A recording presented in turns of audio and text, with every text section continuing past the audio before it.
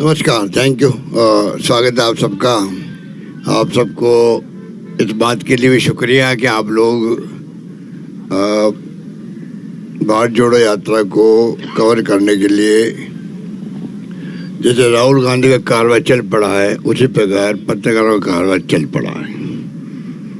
किस प्रकार से आप लोग ट्रक में बैठ करके हम सबको सेव कर रहे हैं, कवर कर रहे हैं, इसके लिए मैं आपको विशेष आभारी हूँ। और ये हमारी सरोकार है जो आपको निभाना मैं समझता हूँ कि बहुत जरूरी भी था, जिसको आप निभा भी रहे हो। बाकी जो बातें अध्यक्ष जी ने कही है, राजस्थान सरकार ने जो मॉडल तैयार किया है राजस्थान में, मोदी जी का मॉडल क्या था, वो तो चुनाव जीतना अलग बात है। अगर आप गुजरात जाएंगे तो मालूम पड़ेगा कि वो मॉडल कुछ मॉडल था ही नहीं, वो मोदी जी की मार्केटिंग थी। पर हमारा जो मॉडल है, मैं आप सबको आग्रह करूंगा, जिसमें आपकी रुचि हो आप मुझसे मिलिएगा अलग से। मैं आपको पूरी तरह जो फैसले हमने किए 4 साल में, वो फैसले ऐसे हैं जो हिंदुस्तान में किसी राज्य में नहीं है। अधिकांश फैसले हमारे हैं। आपको उसमें आर्टिकल लिखना हो, आपको उसको समझना हो, तो मैं समझता हूँ ये भी सामाजिक सरोकार होगा और पब्लिक इंटरेस्ट में होगा। मुझे गर्व है कि हमारी सरकार ने सबके सहयोग से ऐसे फैसले किए जो खाली मैं अभी लिस्ट पढ़ के सुनाऊंगा आपको, डिटेल में नहीं जाऊँगा। डिटेल में तभी जाऊँगा जब आप मुझे कोई क्वेश्चन पूछेंगे। और भी है इसके अलावा भी, पर जो कहने का मतलब है कि एक के बाद एक अच्छे फैसले हुए हैं और पूरे देश में कई फैसलों की चर्चा भी है, जिसमें चिरंजीवी योजना भी आती है, इंदिरा गांधी रसोई योजना भी आती है, 8 रुपये में भोजन, 17 रुपये सरकार देती है हर थाली पर, सब्सिडी दे रही है। और इंदिरा रोजगार योजना भी आती है, नरेगा के पैटर्न पर 100 दिन की गारंटी की योजना। उड़ान भी आती है, जो हिंदुस्तान में कहीं नहीं है कि हर महिला को 12 नैपकिन प्रति माह सरकार दे रही है। 500 से 700 करोड़ रुपये खर्च होंगे, पर गांव में घूंघट में महिलाएं जो तड़पती है, तकलीफ आती है, इन्फेक्शन होते हैं महामारी में, उसकी कोई कल्पना नहीं कर सकता।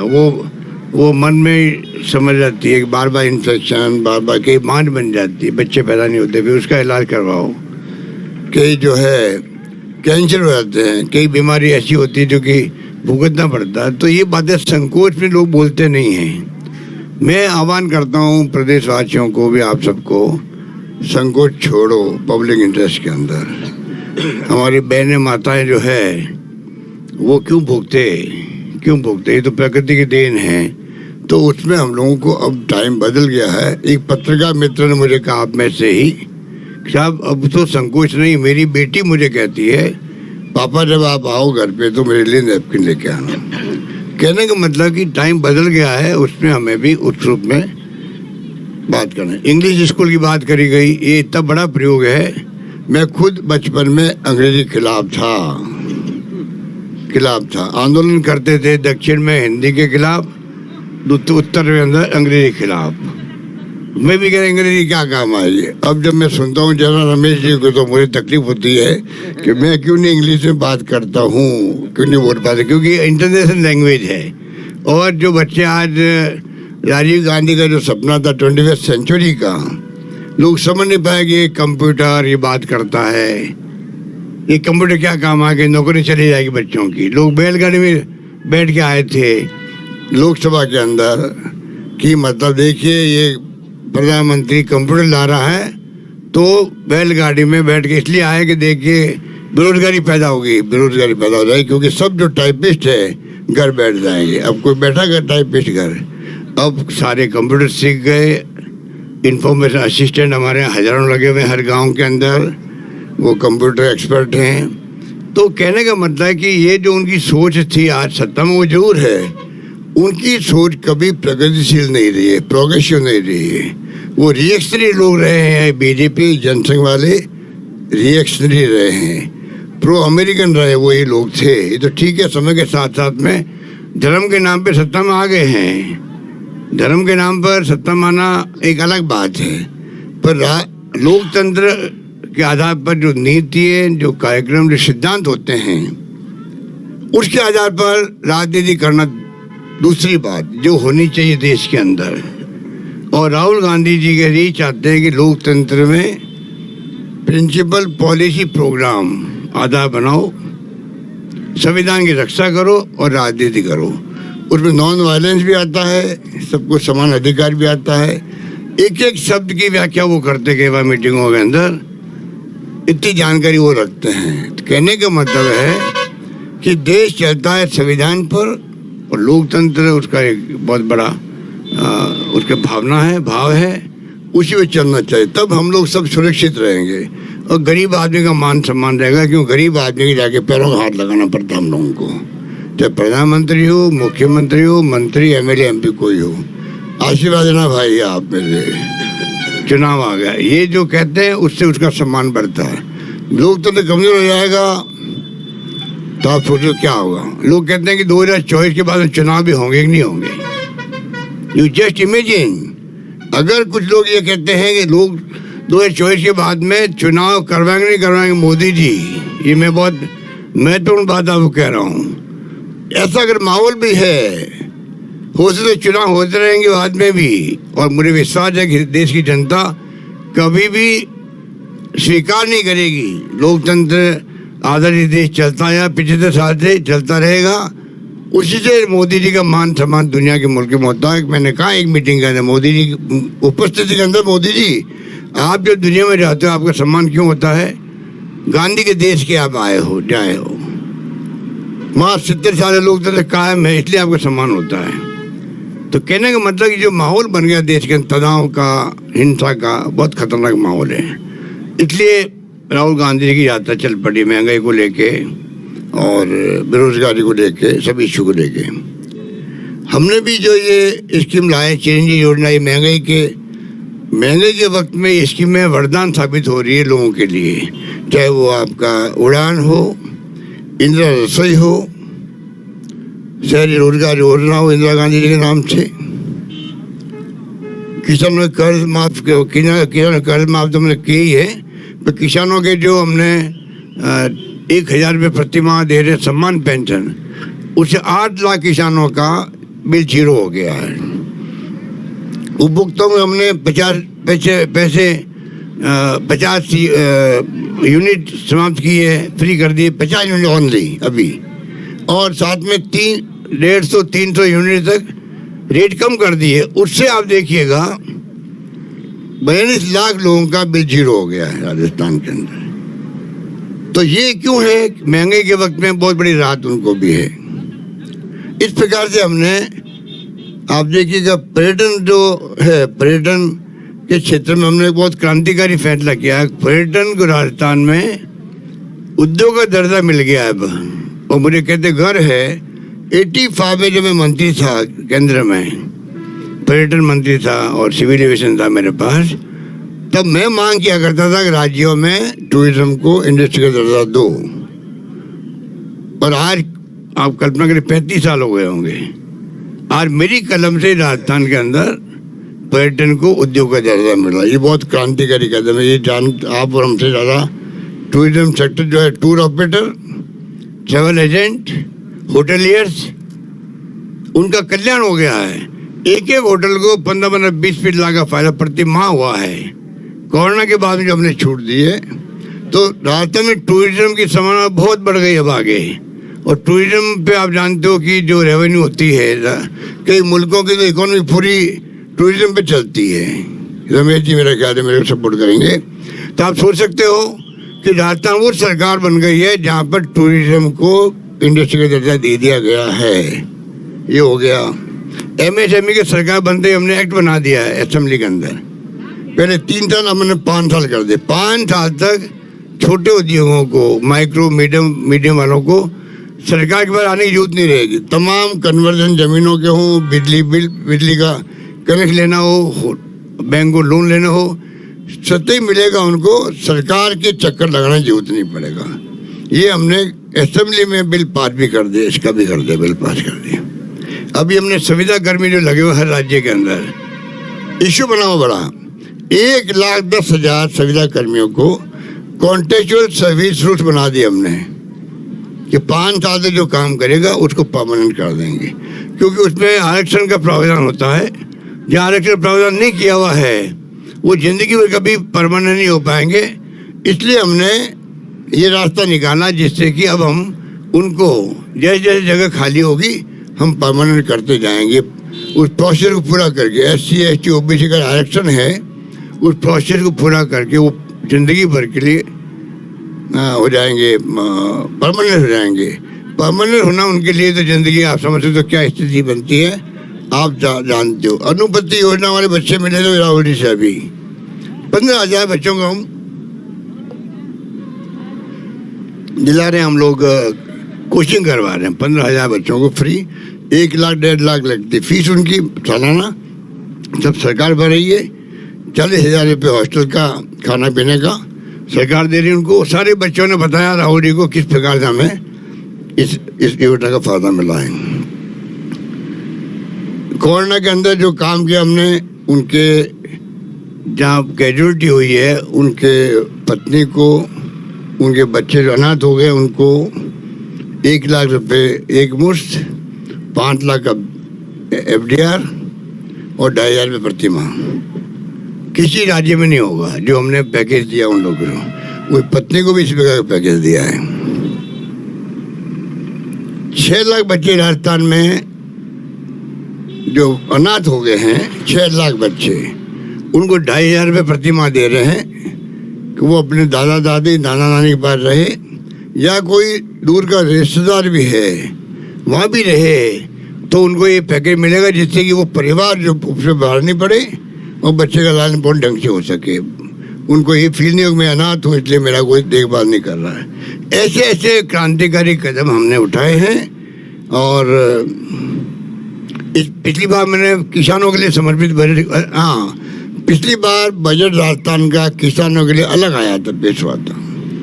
इस बार मैंने आह्वान कर रखा है युवाओं के लिए, छात्रों के लिए, बच्चों के लिए। उसकी थीम जो बजट की होगी वो उस पर हावी रहेगी बजट पर। और मैंने ऑलरेडी युवाओं का आह्वान कर रखा है, विज्ञापन दिया। मुझे खुशी है 70,000 लोगों ने, राजस्थान वासियों ने सुझाव ऑनलाइन भेज दिए हम लोगों को, तो उसको हम लोग चेक कर रहे हैं कैसे उनको हम उसका जो सारांश है उसको काम ले सकें। इस प्रकार मैंने कहा आपको कि सरकार ने कोई कमी रखी नहीं। और लास्ट में जो ERCP है, राहुल गांधी जी तो बोले हैं कल रात को, परसों रात को ERCP पे प्रधानमंत्री जी का वादा किया हुआ बैकआउट सरकार हो रही, भारत सरकार। 2 बार उन्होंने खुद ने एक्सप्लेन किया पूरी योजना को, अजमेर में और जयपुर में। वसुंधरा राजे की योजना बनाई गई, हमारी योजना नहीं बनाई गई, उस वक्त में बनाई गई थी। हमारा कर्तव्य की सरकार बदल गई तो वसुंधरा जी ने हमारे साथ अन्याय किया था। रिफाइनरी जो सोनिया गांधी जी ने, वीरप्पा मोदी जी ने शिलान्यास कर दिया था 55 के अंदर, उन्होंने 5 साल लटकाए रखा और बंद कर दिया। कीमत बढ़ गई है 40,000 करोड़ से 70,000 करोड़ बढ़ गई कीमत, बताइए आप रिफाइनरी की। ये पब्लिक इंटरेस्ट में नहीं, सरकार बदलती है, हम लोग पिछली सरकार ने किया इसलिए हमें श्रेय नहीं मिलेगा, इसलिए उसको बंद कर दो, हम ये काम नहीं करते। इसीलिए मैंने वसुंधरा योजना को काम रखा, चालू रखा है। वो योजना करीब 40,000 करोड़ की है, वो भी योजना, वो हमारा काम जारी है। मिस्टर शेखावत जो राजस्थान के मंत्री है, जल संसाधन मंत्री, उनको हमने बार बार कहा कि आप काहे के राजस्थान के मंत्री हो भाई, पानी के मंत्री, आप एक योजना को 25 MP राजस्थान में BJP के हैं, 25 क्या एक योजना को आप राष्ट्रीय परियोजना घोषित नहीं करवा सकते हो? प्रधानमंत्री के मुंह से निकला हुआ है। हमने पूरे मीडिया को, इनमें आप मेरे कई लोग बैठे हैं, हमने पूरा मीडिया में दिखाया उनके वॉइस को, और नहीं वॉइस को नहीं, उनके रिकॉर्डिंग को दिखाया है क्या सब काम ले रहे हैं प्रधानमंत्री जी। अजमेर में, जयपुर में चुनाव के वक्त में 13 जिलों के नाम ले रहे हैं, सकारात्मक हम फैसला करेंगे।